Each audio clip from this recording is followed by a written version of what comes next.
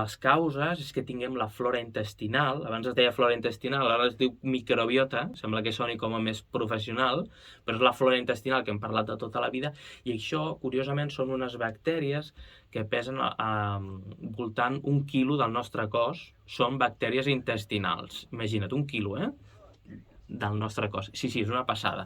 I influeixen molt més del que ens pensem. A vegades, si tenim un entull, per exemple, com vam parlar a l'altre programa, quan tenim un entull de xocolata, no el tens tu, el tenen aquestes bactèries que volen agafar aquests nutrients o aquestes fibres que necessiten com per alimentar-se. Llavors, aquests microorganismes conviuen amb nosaltres i són els que ens ajuden també a tindre un bon sistema immunitari, ens ajuden també a fer unes bones digestions, a anar al bany correctament, també. Llavors, si està alterada aquesta microbiota, aquesta flora intestinal, també pot produir molts malestars, molts gasos, moltes distensions abdominals.